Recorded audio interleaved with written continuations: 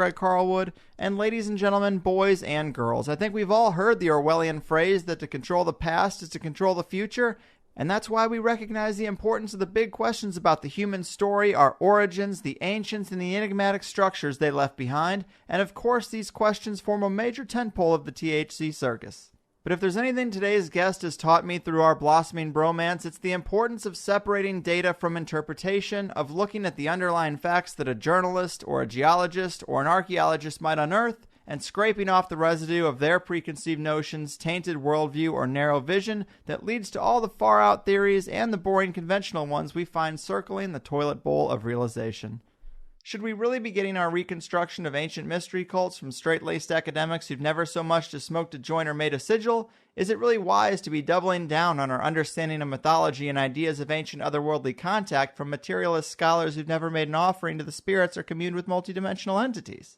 These are the important threads that bind the new book conjured up by my main man Gordon White, entitled Star.Ships, A Prehistory of the Spirits, which takes a crack at reconstructing the lost context of a highly magical past by looking at it through the lens of a practicing chaos magician. And I have to say, I can see clearly now the rain is gone. You know him, you love him, one of my favorite people on this island Earth. Gordon, my man, welcome back to the party. Always a pleasure, Greg. Yeah, man, agreed. Congrats on the new book. I really enjoyed it. I think you're spot on when you point out that typically the people studying the ancients and their mythology don't have the context of a magical or spiritual practice, and that's a big problem. I mean, I see examples of it almost every show with a guest who maybe tries to construct a power pyramid breakdown without the Vatican because they're Catholic, or on the flip side, a guest who gives the Vatican too much conspiratorial credit because of their own religious bias. But talk to us about this problem of context when it comes to interpreting the ancients and our human story. Yeah, sure. Well, when you actually look at history or its sort of more defined sort of sub-schools like archaeology, they're only a couple of hundred years old. Mm-hmm. And many of them began in a particular worldview, quite a Christian one. I mean, archaeology essentially began with biblical archaeology. Dr. Klaus Schmidt called it Holy Land Syndrome, where the sort of earliest archaeologists would head out into the Near East with a Bible in one hand and a shovel in the other, looking for things that matched their worldview. Now, over the last 150 years, and some of this is good, quite frankly, over the last 150 years, some of these sciences and sort of schools of inquiry have dropped that, but they think they've dropped it and stepped up. They've just stepped sideways because they have swapped the Bible in one hand with Darwin on the Origin of the Species or something similar to that, where you end up with people going out digging and looking for ancient belief systems without a single belief in anything beyond materialism. And that strikes me as something of a fool's errand. Yeah, I mean, that makes sense. Where do you think we see this influence that the materialist lens has had on maybe these alternative realms of thought? Or, you know, how has it got us worried about the wrong things when we're looking at this stuff? Well, it's sort of had a cascade effect, really. From the start, you will see interpretations of highly sophisticated and complex ancient cultures in, say, the hunter-gatherer period of the Paleolithic or the Neolithic, at least at the early parts of it, where we kind of think we sort of have in the back of our heads a progression of complexity towards something that broadly resembles Western civilization. Now, even though you will find modern academics pay lip service to the idea that that's not in fact the case, they still do it. They still actually haven't really correlated the idea that people in the Paleolithic not only had the same size brains as us, they had slightly larger ones. Mm-hmm. And however that correlates with our understanding of consciousness in the mind, that means we kind of have this 150,000-year-old gap of humans who were as smart or potentially smarter than us, and we don't credit them with any idea of mythology. There's that famous mid-20th century idea that life in the Stone Age was nasty, brutish, and short. It appears to be the complete opposite.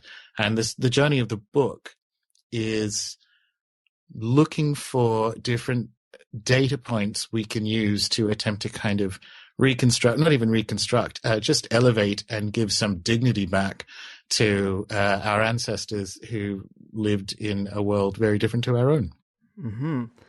Yeah, man, it's a fascinating read. I really do love the difference in perspective. But let me ask you a kind of conspiratorial question.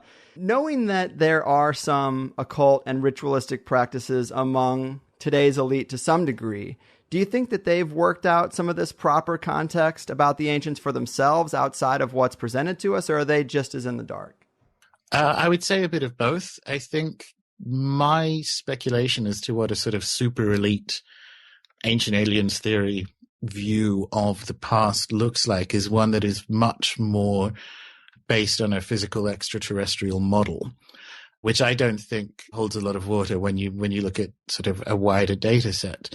So in a funny way, at least some of them have, in the modern age, at least some of them have trapped themselves with, will kind of corner themselves with their own materialist belief system. And this is the trouble. What we have as this physical ancient aliens, extraterrestrial kind of alternate history, we can only have because the last sort of 60 or so years of archaeological research has been exclusively materialist, which means when you hit a question mark, say in Old Kingdom Egypt or at the beginning of Sumeria, because you don't have a model that incorporates consciousness or the spirit world as at least an option to explore, you either have, well, there's humans or there's aliens. Yeah.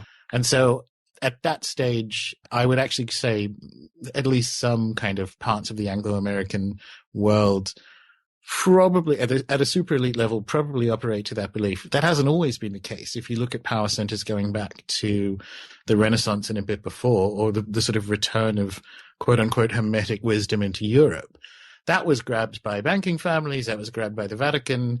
Those kind of ideas of mirroring the stars on Earth were used by Haussmann when he kind of reordered Paris. I mean, that was one of his sub-goals. The other one was obviously to prevent any more revolutions. You had the same thing with the Royal Society architects who were reordering London after the Great Fire. You obviously have it with Washington, D.C. So it's kind of, but those versions of the awareness that people in the distant past probably had some skills that we have since lost manifested in the worldviews of the time, which were religious. There was God, there was angels, there were spirits, and so on. So that was the model they operated to. In the mid-20th century on, basically since the end of World War II, I think we've kind of thrown the baby out with the bathwater by leaving the spirit or consciousness interpretation sort of by the wayside. Yeah, well said, man, because you mentioned that ancient aliens motif, and that is a great example of how that materialist lens kind of distorts what might really be some type of non-human interaction. It just puts it in that strictly physical context, and it probably wasn't. No, and I'm not ruling out the possibility. In fact, I think it's extremely likely that physical extraterrestrials had some sort of interaction with mankind, probably at the very beginning, a couple of million years ago. We spoke about the pimp theory last time I was on, I believe. Right, yeah. But also in recorded history, you will find examples that look, for all intents and purposes, like an account of a physical extraterrestrial experience. These ones, however, don't tend to change the mythology in which they occur. They're sort of incorporated into it. And two that I think are probably quite important. Well, actually, where Dr. Jacques Vallée got the word Magonia from was considered this realm in the clouds. And there was a 13th century Bishop Agobard of Lyon. And he was sort of complaining about these sort of peasants around him with their primitive belief systems about these wizards who would come down from Magonia in flying ships to the ground. Except they caught a couple of them and kept them for several days. Wow. Now, that's a very Roswell-esque thing. And that was kind of the story that sort of triggered Dr. Vallée to think, well, there's a lot going on here. And the other one, staying with Catholicism, is the Fatima miracle between the wars in Portugal. Now, that is, that's some sort of open and shut extraterrestrial account in one reading of it. But you'll notice it was incorporated into the Catholicism of the time and actually remains as a sort of collection of Fatima prophecies from the Blessed Virgin Mary, which Dr. Vallée sometimes calls the BVM technology. So there are a few dozen of them. that you can kind of look at and go, well, we can't rule out that, physical aliens showed up. Mm-hmm. But that doesn't seem to be a suitable method for quote unquote explaining or interpreting where the sort of sudden emergences of cultural complexity come from, especially when, if you actually look at the texts that are associated with this emergence, they don't actually resemble that at all. They're quite explicit that a lot of this technology came from the spirit world and spirits that descended from the stars or were the stars. That's clearly there. But the trouble is when you read that and you don't even want to put on the table the possibility that spirits are a real ontological category, then you immediately jump to aliens. Yeah. And so that's sort of where people get caught in a loop. Yeah, man. The past seems big enough for both, for sure, but the psychic or multi-dimensional aspect is grossly underrepresented. And I guess that's what we're doing, is moving that needle back the other way a little bit. To quote the book, you say, "Science excels at generating facts, but magic has been generating meaning for perhaps 50,000 years. We have been lax. To abandon interpretation to scientism is to shrink natural philosophy's most sacred duty. Your tribe deserves better." And I think that's a great way of saying it. But, a lot of us don't have such a strong magical tradition for ourselves. Help us to see the ancients through your lens a little bit. How does it look different? Well, I guess we'd have to pick a time. I think if you're looking at to the sort of Paleolithic, the kind of cultures that were associated with the building of Gobekli Tepe, you have to picture groups of people who basically didn't even have houses. They probably had lean-tos. They were nomadic. They followed tribes. They had brains slightly larger than ours. They had super abundant food. They're sort of wandering across Eurasia during the Ice Age, which means the night sky lit up like nothing you can find on Earth as a result of pollution and water particulates and all that now. They could, sing songs that lasted for hours. But when you're in that, we can kind of get a taste, and I don't mean to sort of reduce their experience, but we can kind of get a taste of that if you do go camping or trekking. The entire world becomes sort of 360 degrees or 720 degrees, where you're definitively part of the land and the air. You hear animal noises, and it's this kind of experience of the physical that sort of bleeds into the non-physical, which means they didn't have the same sort of linguistic barriers we do when we talk about what is real and what isn't. If you think about what a Paleolithic hunter would consider dreams to be, it seems reasonable to suggest that they were otherworld journeys or visitations from spirits. And so you have that way of looking at and experiencing the world that we don't really have much of a model for. But and from a magical perspective, when you kind of enter into that way of seeing the world, the universe has this sometimes alarming tendency to respond as if that were true. So you can call spirits to the quarters. You can do all this stuff and it responds and things happen. It's the same. People would have that with dreams or telephone telepathy. You suddenly realize, oh, there is something to all this. They wouldn't have had the filter that made you think, oh no, I'm probably just making it up, or it's just a coincidence. It doesn't appear that Paleolithic hunter-gatherers had a particularly strong understanding of probability. So that's the piece that we miss in the modern world when we look at something that is clearly important, like on a psychological and probably spiritual level to these people. We just don't have the sort of framework for it. And more than that, academia kind of forces you to describe them in very utilitarian ways. Yeah. And that's probably the key to why Gobekli Tepe is so important, because it breaks the idea that spirituality is a story we told ourselves once we'd brought the grain in for the day and we had nothing else to do.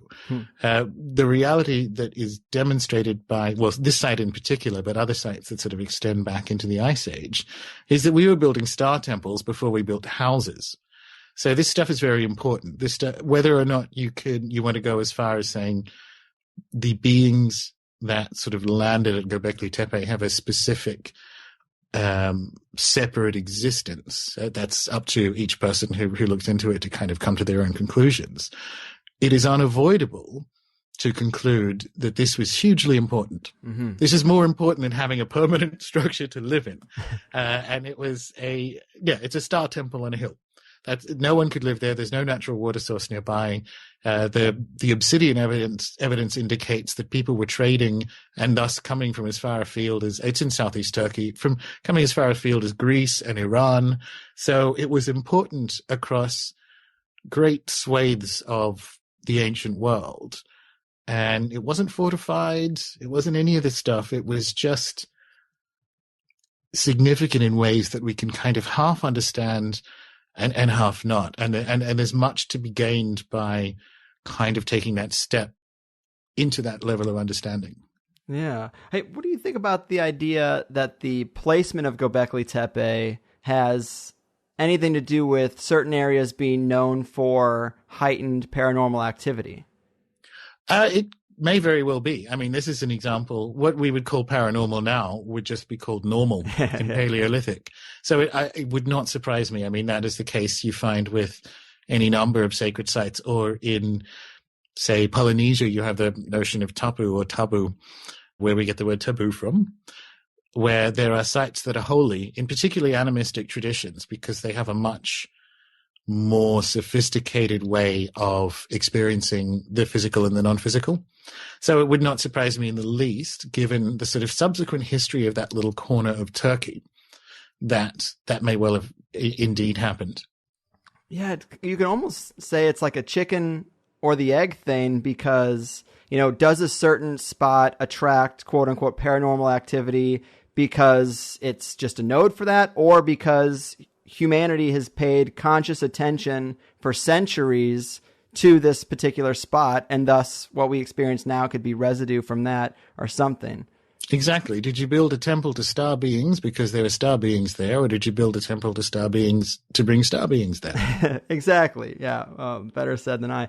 Clearly the stars were important, and it is really hard to wrap our head around that now, because I'm 30 years old and I've probably spent 5 nights or less sleeping under the stars and actually, thinking about them in an undistracted way. So how can you even start to understand what they're going through if that's your paradigm too? I mean, I think that's pretty normal, but one area where I think the modern culture has really soiled our understanding is the relationship between stars and spirits to these ancient people. Because I got a small glimpse of this once when I was trying to sleep on the floor of a bus parked on the cliffside of the Pacific coast, but the LSD was making it increasingly difficult, and I ended up having a very clear and nuanced psychic exchange with a specific node of light in the night sky. And it sounds strange, but something clicked that night that became a lot more slippery with a sober mind. But what can you say to shed some light on the connection between stars and spirits? Well, if you told that story to an early Sumerian, or even a modern day Aborigine, if you pick the right part of Australia, that would be a completely normal conversation to have. And to my mind, it is normal. These guys probably had other methods of altering their consciousness other than drugs to have that experience, if they even needed that. But they also certainly used drugs and alcohol in these ritual settings, in the kind of drawing down of the spirits of the stars. And this is the kind of pivot point of where the ancient aliens you see on television sort of diverges from a more spirit or magic based interpretation of similar data, although I think my data are better, is in that idea. It sort of explicitly says, we interpret when a spirit from the stars is speaking to us, we think that means they've come down on their little whirring flying saucer to teach us how to build triangles of rocks. And as I said, I think I've said this before, but I'm really open to that idea. It's just that there is no evidence that we found yet that supports it. But in the meantime, and this again, we sort of come back to the probabilities. Physical visitation by extraterrestrials seems like an extremely low probability event. We may guess that it's happened a few times in human history. However, these kind of consciousness experiences happen every goddamn day. They happen every day. The telephone telepathy, you pick the right corner of the world, the sort of spirit contact, drawing down of the stars, this kind of thing happens every day, and it sort of leads to a real world impact. Now, if that's the one thing that you do, which would be in the case of some of these earlier cultures, then you're going to get pretty fucking good at it. And as a result, if you do happen to ask them, like, so I'm thinking of building this triangle temple of rocks, boom, there you go. It's that kind of experience, contact experience, I think underpins quite a bit of what happens when we read, say, the story of Imhotep in the Old Kingdom in Egypt. He sort of flat out says the god Thoth gave him these skills, and he was known as a magician before he was an architect. So you put these pieces together and go, well, I'm actually going to take him literally. And when he says he got the technology or the sort of plans for how you lay out Joseph's step pyramid from the spirit world, we kind of have a model for it. We have 120 years of paranormal research into things like after-death communication and so on. We have a model that suggests that these things have some sort of separate reality. And then we have this sort of 30,000 years of people saying this is how they did it. It doesn't seem too unreasonable to suggest that they correlate. I mean, that makes sense, but I guess one gray area to me when it comes to mythology, I guess, is how can we tell what's human imagination projecting personalities onto lights in the sky because it's all they had for storytelling versus some inherent qualities being picked up on by the ancients? Or does it really matter? It probably does matter, but we can't really tell. Right. You can't really tell without doing. And again, you get into a weird circular loop where you're deciding the things that you hear in your head are not real, and there is a different category of reality for the things that are out there. Now, that probably wasn't quite how things were seen in the ancient world. But look, the analysis of mythology is crucial and difficult. Mm-hmm. Simple as that. Yeah, it's so, every guest I have who talks about it, they're like, no, it's actually, X is connected to Y rather than X connected to Z. And it's like, sometimes it seems like everybody's breakdown of mythology is researcher specific. Makes it really hard to get into. So you did mention Gobekli Tepe. Obviously, it's a big, awesome part of the new book, but people are used to hearing the broad phrase that it's all connected. But, it really is, because in a way, something as seemingly unrelated as like Nixon's war on drugs actually affects the way we understand a new discovery like Gobekli Tepe, right? I mean, if you consider it to be somewhat in that realm of a ritualistic space. I would say so. But again, this sort of comes back to an animist interpretation of the universe, which I'm a big fan of. What we have is, we have two things when you talk about Nixon's war on drugs. You have the first one, which is the kind of closing down of molecules that the kind of layperson could use to have their own personal mythological or spiritual experience done in the right setting. But on the other side of it, the trouble with history is that history keeps happening to it. So you have all these sites that end up in war zones. You have sacred areas that land in Muslim countries that are extremely hostile to them. All this kind of stuff is going on at the same time. Now, it's a tragedy, and we kind of have a self-awareness now to push against that and to try to minimize that impact as possible. But history keeps happening to history, and that has essentially always happened, where one empire sort of collapses the other one, and the kind of great treasures and cities of the failed empire kind of fall into dust, or the jungle overtakes them. So there is an organic process to the story of history and the history that happens to history that I think a lot of people would maybe do well to kind of think about, because it really does color, especially in the last 20 or 30 years, where history is used as an ideological weapon. Mm-hmm. It really does color how we, or it risks sort of sending us down the wrong track. There are a couple of very good examples of this. The worst one is probably Israel. Israel uses biblical archaeology as a kind of psyop or a subtextual attempt to, at least the Likud Party does, to kind of redraw the borders of Israel around their sort of fictional biblical boundaries. Mm-hmm. And so they end up finding things that are interesting because they're quite clearly Paleolithic structures or what have you. But they're like, oh, look, we found King David's palace. And I'm like, well, that would surprise me because there is no other evidence that he physically existed.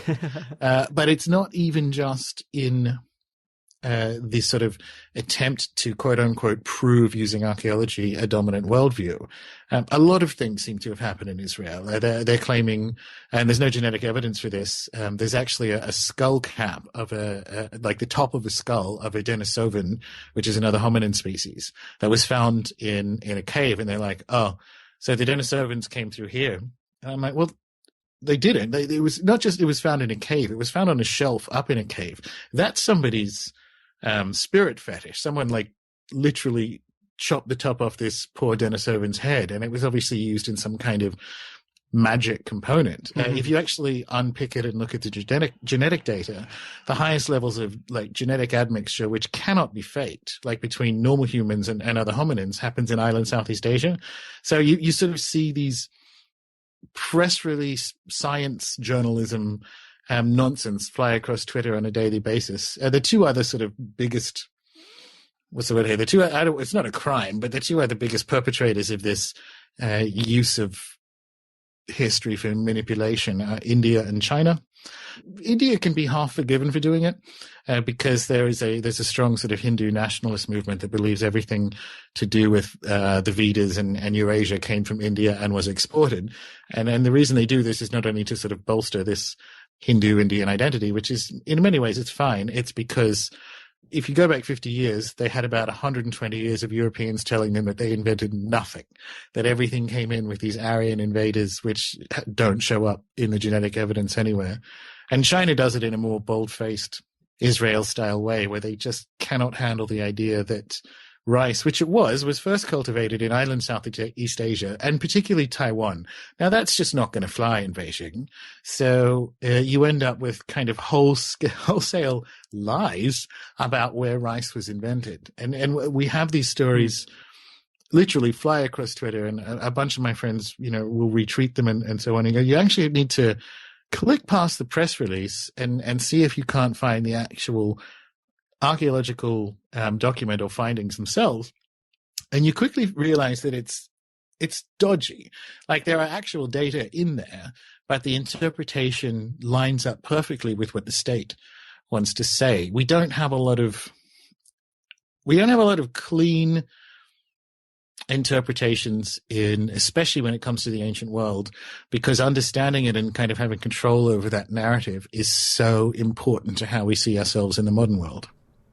Touche, man. Those are all great points. And you're right, that nationalism and racism and ego really does get in the way a lot more than people think it does. And it just supports that overarching theme that context is important. You have to account for the messenger you're getting information from and try to pull out those impartial truths. I love how that theme comes up multiple times in the book, but it is kind of sad that you have to spend so much time dispelling those biases and misconceptions before you can really make some of the bigger points you want to make.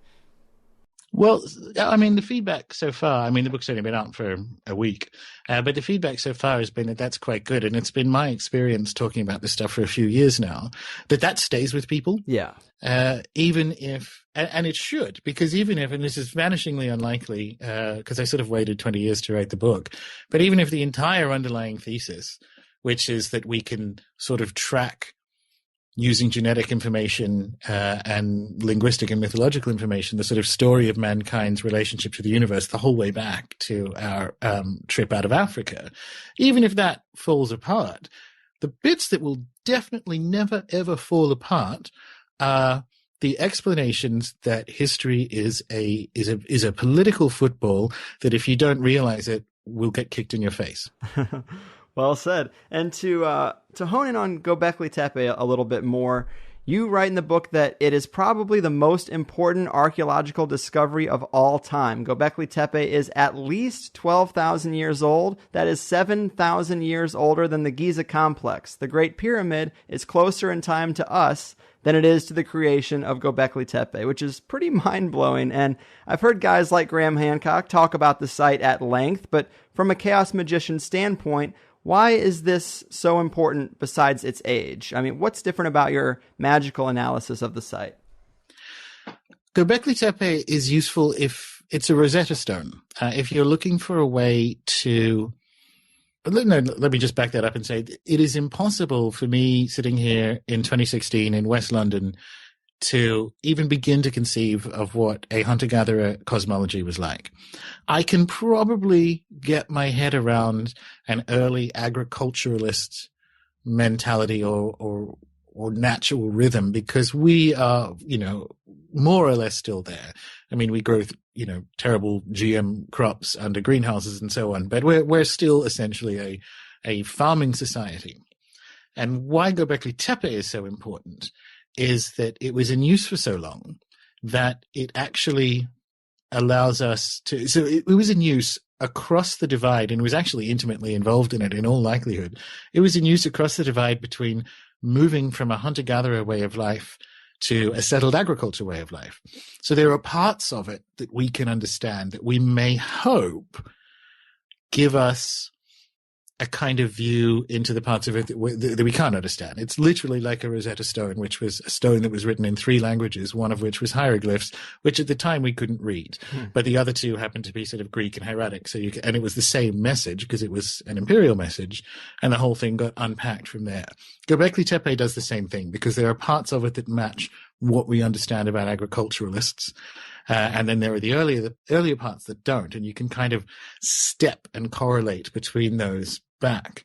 Now, one of the things, because I like this stuff, but one of the things that I guess other researchers looking at it maybe want to minimize is it's extreme, like it's a ritual space. That's what it is. Mm-hmm. It has astronomical implications. Some of the relief carvings are probably Ice Age versions of Scorpio and so on, because they're clearly there. But it's also it's a space for taking drugs, getting drunk, playing drums. It was a space that is used for specific ritual purposes. There was a magical way they brought these 2 heavenly beings down. Now, there are a number of sort of archaeological points that support that. The first one, which I think is quite important, is that the main sort of T-pillars in the sort of earlier enclosures hum when you slap them. So you slap them with your open hand. Now, they probably didn't do that. They probably didn't slap them like a misbehaving Hollywood starlet. But what it does mean is that this was a vibratory space. This was a space where they would drum and they would chant. And they were growing einkorn wheat, or at least gathering it, to make beer rather than bread. We actually, as humans, made beer before we made bread. Huh. And Dr. Klaus Schmidt, who's dead now, but he said, the sort of carved pits that you see in and around some of the enclosures, he's like, I would not be surprised at all if they were drug pits. We were certainly using things like mushrooms, which would have grown quite well on the dung of the sort of herds that the people were chasing. So you've got beer, you've got mushrooms, you've got drums, and you have exclusively hunted meat. That's what they ate. There are thousands and thousands of bones of wild taxa, no domesticated animals. So this was a hunter's temple where people would come from different tribal, or even, it was barely tribes then, it was sort of family groups, presumably at regular times that I would speculate matched the location of different constellations in the sky, specifically Orion, because he's the hunter. So I look at it, and it unpacks as a Rosetta Stone for me because I recognize the ritual pieces. Probably, actually, it may not have been. I would suspect it was an exclusively male space, at least in the kind of earlier levels. When I say suspect, the reality is when you find in existing hunter-gatherer cultures that when they have like a holy site that's sacred to a bunch of different tribes or family groups, they kind of perform multiple functions. Mm-hmm. So they are a sacred space, but when people show up to kind of perform rituals on an annual basis or biannual or however it works, they also do things like marry off each other's sons and daughters, because one of the main concerns of hunter-gatherers was that kind of inbreeding if you're living in a family group. So the sacred calendar ran the trading and the marrying off and so on. So it may have been, but typically when you look at contemporary hunter-gatherer cultures, those particular spaces are exclusively males or the domain of the hunters. So it may have been, it may not have been. It's largely irrelevant because what they did was show up, trade obsidian, presumably trade husbands and wives, call down these star beings that matched Orion in the sky. So, there's the hunter who was also headless, and you'll notice the T pillars are headless. Yeah. So you have this kind of calling down of the star spirit of the hunter into a temple whilst drunk off your face. Well, actually, probably not that drunk, because they would have only made ale and it's a low percentage. But what we don't understand about early beer is that they would put mandrake or something in it. So even the beer would get you off your face. So that's a kind of, you're in this, I don't know, occult rave party 14,000 years ago. I love it. Yeah, me too. It sounds like fun. Right. So, Graham's new book, was probably the thing most people are familiar with when talking about Gobekli Tepe and these T pillars. And, you mentioned that there does seem to be some astrological component to the animals that are carved on the T pillars, but he takes that pretty far in saying that this specific one with the vulture on it that most people have seen by now, the vulture with a circle above its wing, which looks like it. Pillar 43, if people want to look it up. Exactly. And he alludes that is a clue that this is about some type of astrological clock and that these are unknown constellations. It seems like you do think there's components to these pillars that are astrological, but maybe it's not a message to the future. Maybe it's something to draw down spirits. Yeah, nothing is a message to the future. It's literally never happened. It's some sort of silly idea that I think resulted from a misinterpretation around the sort of, if you remember in the early 90s, the controversy around the Sphinx, and then people and most of them have moved away from the ideas. Like, so Graham Hancock and Dr. Shock were like, no, it's a message. It's not a goddamn message. There are no messages. They don't care about, fat Americans in fanny packs showing up 12,000 years later. They don't care if they live or die. They wouldn't if they showed up in a time machine now. No one cares. No one has ever cared. Well, I agree with you. And that's kind of what I said to him when I did talk to him, is it goes back to that idea, like my last guest, giving too much credit to the Vatican because it is something that's harmful to his faith. I thought it was kind of interesting. I was like, how convenient that you are decoding this message to a future time that just happens to be our exact time, and it just happened to be unearthed in that same window. It just seems too convenient. It seems like something you would be kind of looking for, Yeah, so I think Magicians of the Gods is his weakest book, and I just want to back that up by saying that my journey into this kind of world is Graham's fault. It was Fingerprints of the Gods in the 90s, and I have tremendous affection for him. I still think his best books in the following order, the order of best, is Supernatural, Underworld, and then Talisman.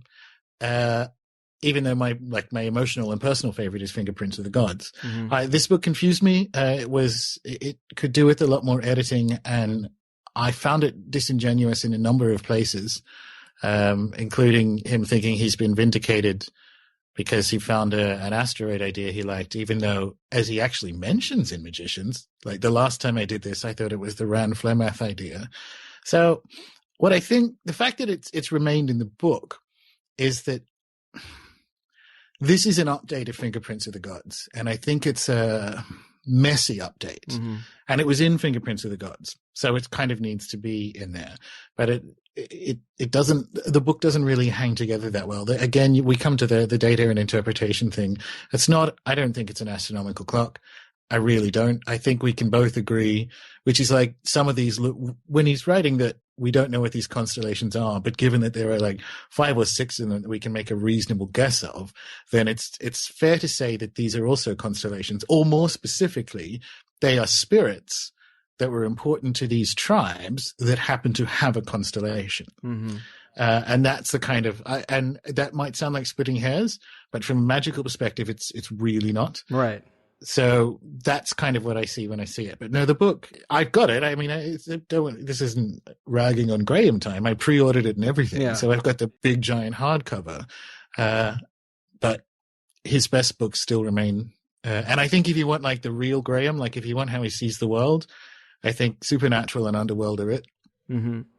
Yeah, I think he's a great writer, and nobody's perfect, Well, there's good stuff in it. It's a giant goddamn book. I just think it's sort of messily. it's not as tight as Fingerprints of the Gods. Like there's stuff in there that I think, now that he's Graham Hancock, I think editors are potentially a bit too timid. I don't suffer from that problem because I'm a nobody. So my editors will take slashes through that's meandering claptrap. You've said that already, move that out. And there are just bits in it that I just think need to be tightened up. Like when he's describing taking a flight from sort of, Israel to Turkey, I'm like, well, we can get rid of that, can't we? This is quite a long book. That's fair to say. Another thing about Gobekli Tepe I wanted to ask you about is this excarnation. I definitely didn't know much about this practice at all, but it seems to have played a role in the site, right? Yeah. So in amongst the slaughtered wild taxa from hunting, there's a very strong suggestion that it was a death site. So the hunting, so it was a funerary site, although that word doesn't really quite match how a speculative hunter-gatherer cosmology would work. But the god form involved, so this sort of hypothetical Orion hunter spirit, is and has always been associated with the dead.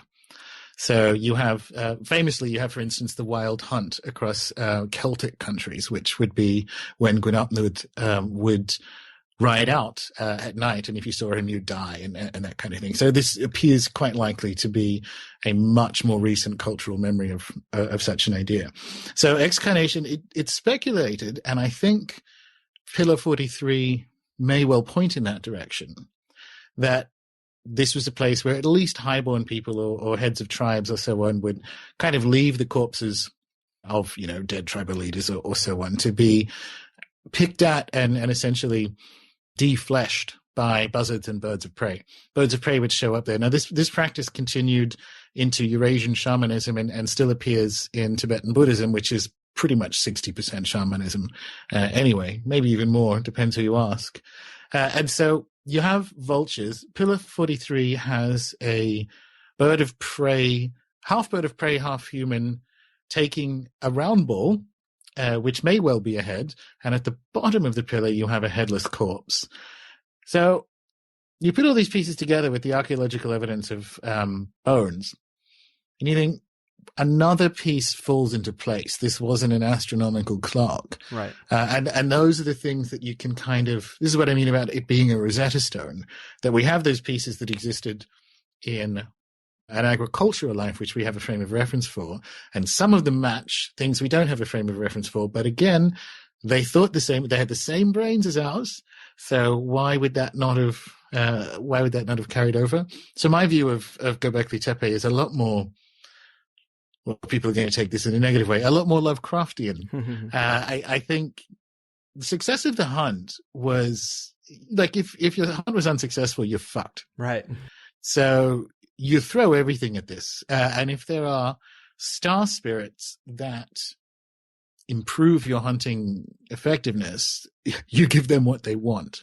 And the fact that it was used for so long suggests to me that we can kind of reconstruct what Dr. Schmidt called the heavenly beings in the middle of these circles. They were spirits from the stars, unquestionably, associated with successful hunting, and as a result, that kind of life and death component. It's important to realize, which not a lot of people kind of mention, that the thing is only 9 hectares have kind of been found, but it's speculated that the site is 30 hectares.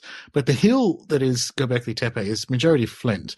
So prior to there being a star temple, it is speculated that this was a source of flint for spears and other kind of weapons used in the hunt, which would track with the idea that it became holy to a hunting spirit, and then something obviously happened that changed the cosmology that led to the sort of building of repeated star temples that were deliberately buried and built another one and so on up and through it. Yeah, man, I really like your analysis of it. I do think that sounds like it fits a little more with what's on Pillar 43, that vulture. It does seem more occultish or esoteric than a marker on a clock, and the whole thing about the vultures taking the flesh up to the heavens, I mean, that is interesting, and it seems like that could be what's being represented there. But also you mentioned that there are weaving snakes on some of the pillars there, woven into a grid. Yeah, snakes are the most regularly depicted animal. Yeah. Which, again, so when I say it's a hunting temple, it's important to realize that actually a minority of the animals depicted there were things that you would hunt. There's even a crocodile, which is weird in its own way. Yeah. But they're scary animals. There are spiders and scorpions and snakes everywhere. And the snake component, for anyone who's taken any kind of DMT analog, they'll kind of know that the sort of ectopic phenomena when you close your eyes that sort of starts with a geometric pattern very often then becomes snakeskin and then becomes a snake. Exactly. And I have a couple of friends who were actually swallowed by the snake, and then that's when their ayahuasca journey began. That hasn't happened to me. And you look at that and go, well, they were using, I mean, it was a drug factory. I think they were making, beer that got you off your face on more than alcohol. They were, fermenting einkorn with potentially some of the lysergic acid containing fungi that may or may not be underlying the Eleusinian mysteries. So, yes, its primary purpose, and this is where a magician can look at it differently, its primary purpose was the primary purpose of the tribes who used it. It was a sacred place for a hunting spirit or hunting god that you would sort of, you wouldn't want to piss off. You ignore it at your peril if most of your calories come from hunting. Right. And that is kind of what's seen there. And by the way, it's interesting, like this, I'm so glad we sort of started with the magic stuff, and I'm glad I've been on the show before, because when I say these things, I mean them literally in a way that an academic wouldn't.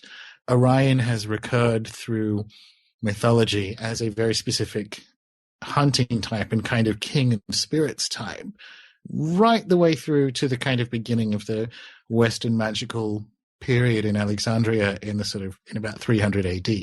So that's what I see when I look at it, and I don't mean it in a debunky way in the slightest. I attribute some sort of ontological category to the spirits depicted at Gobekli Tepe.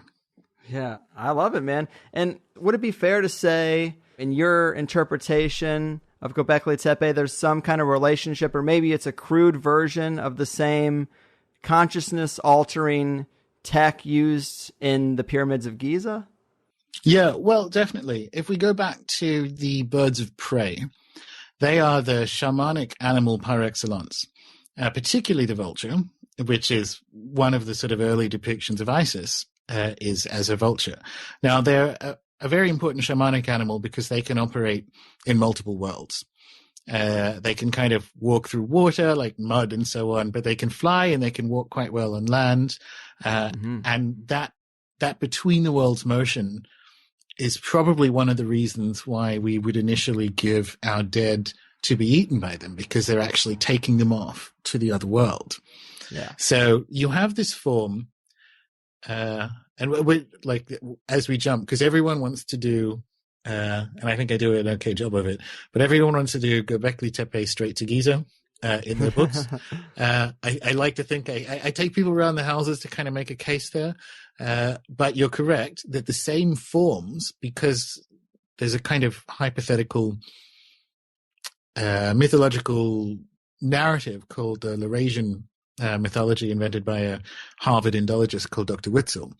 And it has a lot of components that he thinks were sort of put together, or this way of seeing the world arose about 30,000 years ago, which means it was active in Gobekli Tepe and was active at the very beginning of, in a very different form, but was still active at the very beginning of the Egyptian dynastic project. But some of the parallels, the prominence of Orion, obviously. So Gobekli Tepe points at it, and there is Dr. Giulio Marli makes the case, and I think it's quite a good one, that the thing that changed that actually led to the building of Gobekli Tepe in the first place, if you look at the earliest layers, was standing on that hill, you kind of see Orion rise in a sort of general southerly direction, but he only half rose, so he kind of got his waist out of the water. At about 11,000 BC, Sirius, which was previously below the horizon, rose with him. So all of a sudden, the hunter has a companion. which had been like occulted by the actual horizon for quite some time. Mm-hmm. And it's thus very interesting that there are two heavenly beings pointed at Orion there. So I suspect that you have an Orion Isis, or an Orion Sirius combination at Gobekli Tepe, which is obviously everywhere in the Old Kingdom, and specifically at Giza, you have the sort of belt star match. So you have the same basic idea of kind of drawing down or matching particular stars or asterisms with things on the ground, and that appears to be a very old form of ritual, that we match or mimic something to gain its power. And one of them is obviously using rocks to match the sky. So you have that there at Giza. You have the sort of same general idea that it's a map of the heavens. Isis is, whilst you don't find any pyramid texts in the Old Kingdom, I think, or in Giza, it was a later development. You at least don't have them inside the ritual chambers. So you've got Star.Ships pointed Isis, the Giza itself, the three main pyramids match the belt stars. You also have, once you get inside it, that same sonic emphasis. Right. So if you get inside the King's Chamber, it's like walking around in a guitar or something. The sound, it's built for sound. Basically, it's as simple as that. So it's sort of this stone map of Orion that's built for sound. You think, well, I've heard that before. Yeah. That resonance component seems quite common for the ancient world. I mean, that's something, when I did talk to Graham Hancock in Armenia, he talked about the fact that at the Great Pyramids, they don't let you walk around barefoot anymore, and they don't let you walk around alone. And if they catch you meditating, they'll get you out of there. If you pay a fee, you can get in there alone. But if you're just in there like a regular Joe, you're not really allowed to, I guess, reflect in a way on that. Maybe it's some type of technology that still works. But I am really interested in that. You mentioned also the Gobekli Tepe has those pillars that hum when you hit them. And it's weird. My simple stoner mind thinks there might be a connection between sound or vibration, the out-of-body experience. I mean, you get that buzzing when you do some psychedelics, and maybe even you could incorporate the off-the-books physics that Joseph Farrell talks about, perhaps. But I mean, what do you make of this importance and why we don't have it in our current culture? Well, to the first bit, I don't know how all the pieces fit together, but I'm telling you we're looking at the pieces of a very specific and very sophisticated form of magic. It's immortality technology, and I mean the technology in a magical sense. The drugs, the ritual space, the use of resonance. What we have to remember about the Old Kingdom is that, one, the categories were invented by a sort of a Greek chronicler thousands of years later. They didn't think in these terms. But it emerged out of nowhere, seemingly, although it kind of didn't. Like, this is the whole point of the book. You actually see with the Old Kingdom that it is the kind of peak of this megalithic Eurasian culture that began with moving little rocks around, and then you kind of find a midpoint with Gobekli Tepe. So by the time you get to the building of the three great pyramids, and by the way, Giza was used for thousands of years before that. So I think it was a sacred site that sort of matched the afterlife, because it's all these tunnels where the sun sets. So I think it was a map of the underworld long before they built the pyramids. But by the time you get to them, these people are playing the absolute A game. So we will never understand how these pieces work, but we know, like, when you may not be able to rebuild the crashed flying saucer, but you know a crashed flying saucer when you see it. And that's what the magical components that you find, particularly at Giza, out of anywhere on Earth, show you. You have different uses of stones that have like radiation effects and resonance found all over the place, and it's matching the sky, and they were using like hydro technology to kind of move water around and flood certain things, and there are different hidden rooms behind other rooms in some of the valley temples. And they're made of weird different stones, so alabaster and granite, and obviously they're making stuff out of geopolymer, so they're sort of making most of the pyramid out of concrete. We don't know what's going on there. Until we get a time machine, and who even knows what date you set once you've got it, but until you get a time machine, we have to be extremely humble when we try to reconstruct what they were for. All we can say is, this is some big and impressive magic. So we're getting kind of close to the end here. I'm kind of curious, do you see any ways in which understanding the material in this latest book of yours or the history of stories could strengthen someone's modern magical practice? Yeah, I think so. For people who do practice magic, this is going to sound weird, it appears to work better if you have the context or the framework for within which it has evolved. And the story of magic, Western magic, I've got to qualify, it's a big world. There's plenty of Hogwarts out there.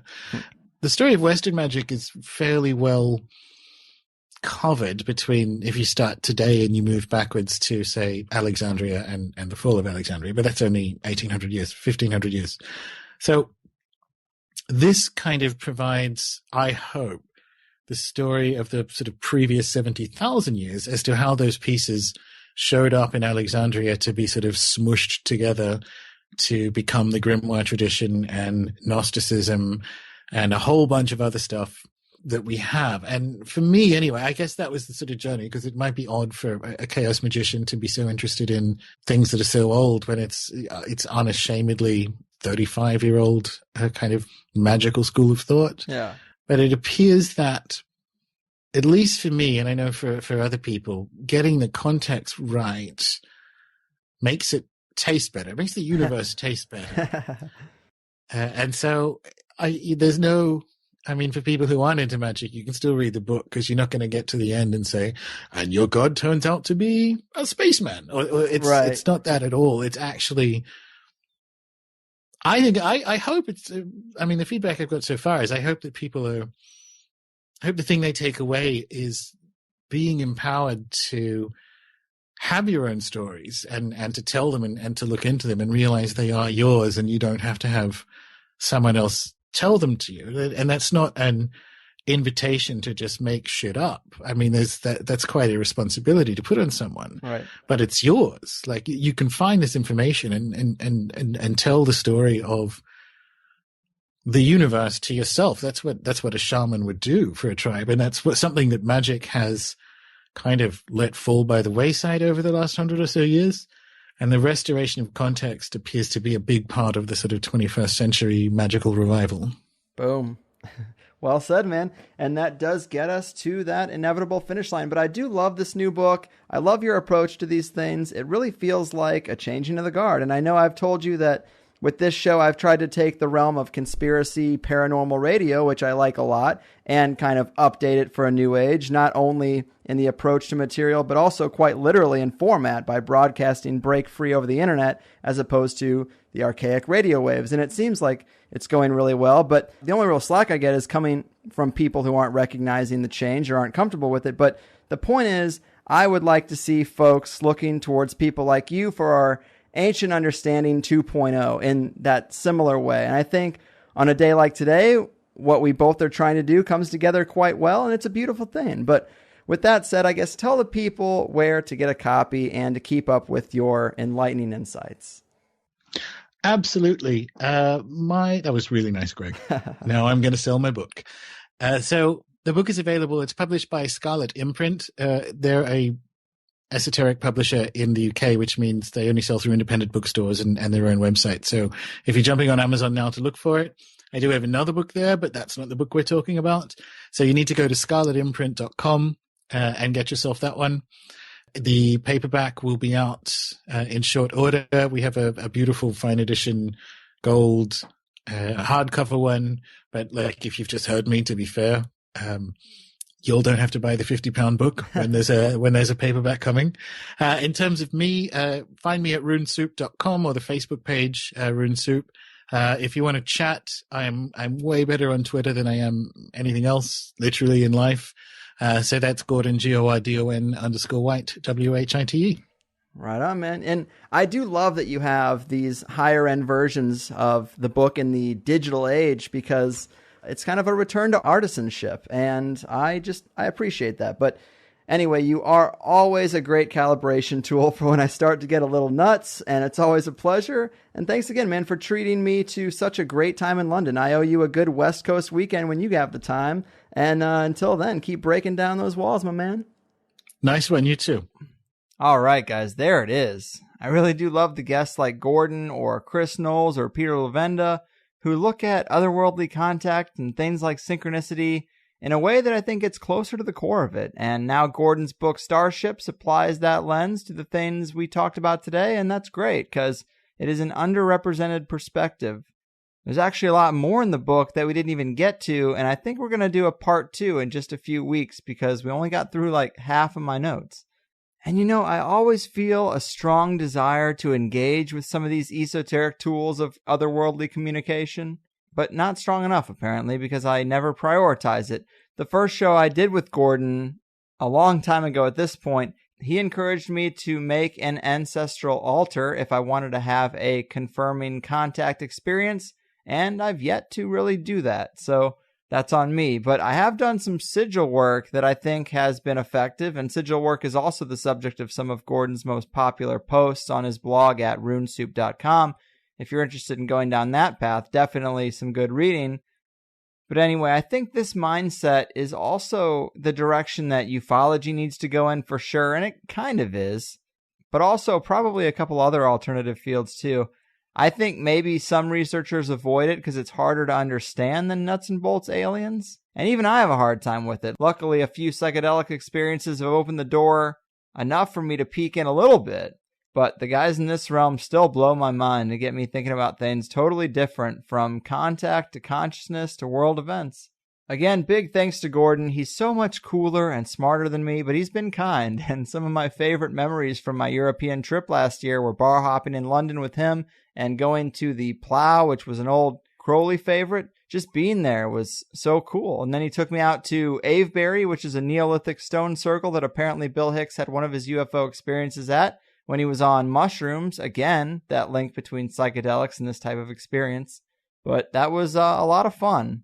And a lot of synchronicity kind of corralled that stuff to happen. But also, Adam Gorightly, you might remember him. He also has stories of seeing several different types of craft on LSD. So, stack the evidence. I don't think these are hallucinations. You know, there's definitely a connection. And I think that's a huge reason why we need to burst open this embargo on our own consciousness and stop accepting that we can be locked in a cage for going down these roads. You can have movies like Knocked Up and Pineapple Express where it's all a big laugh. Meanwhile, you know, thousands of lives are ruined for doing the exact same thing. But this is all Drug Rant 101 stuff that I think we're all pretty far past by now, at least I hope. But we need that type of exploration back, I think. And this was a fun show. In the plus portion, we got into why there's such a terrible science problem today. We talked about the Ice Age and the earliest echoes of the Western mystery tradition, how to measure the success of the Egyptians' immortality tech, and we talked about how pharaohs and maybe some tribal kings and queens of antiquity should be thought of as more shamanic leaders in some cases who probably deserved some of their reverence for extracting knowledge from the other realms. It is a draining process. Anyone who's done psychedelics can tell you, but we can't even really fathom to which level they were doing some of that stuff. But I like that bit because one THC theme that seems to crop up often is that as things have sort of devolved, we end up with shallow traditions that are weak relics and empty shells of the original purposes. And you could say the same for this type of figurehead leadership. Yes, there was once a reason for it, and the shamanic leaders served a useful role. And now we have the empty tradition of a king or queen or singular leader, but they don't do anything. They aren't experts in anything. They just collect money, pander, and bullshit. But that same motif can kind of be applied there, and I thought that was kind of interesting. So much of what we see in today's top-down leadership might taint our view of the past, as does the imagery that they show us of slaves lugging around huge blocks to build the pyramids. I mean, that definitely affects our view of that culture, even though that way of building the pyramids is pretty much an abandoned idea at this point, I think. The geopolymer idea is much more likely. That's not something we really talked about too much in this episode, but also you might remember Philip Coppens. I had him on once a long time ago, and then he checked into the hospital the day of our second interview, and he died of cancer before he ever checked out. Very sad. But he was the first one to make the case to me about the geopolymer theory, that the pyramids were built using an advanced concrete poured into molds. I think that explains the perfection of the stones, the lack of space between them, how they could have gotten blocks so heavy up so high. It really does make sense. But yeah, that's it. That's the show. Lots to think about. I hope you liked it. Check out Scarlet Imprint for the book and runesoup.com for the blog. Here's another new Lauren Silva song with a THC twist. Again, you can download all of these songs at the HighersideChatsPlus.com. As long as you're a member, they're there to download under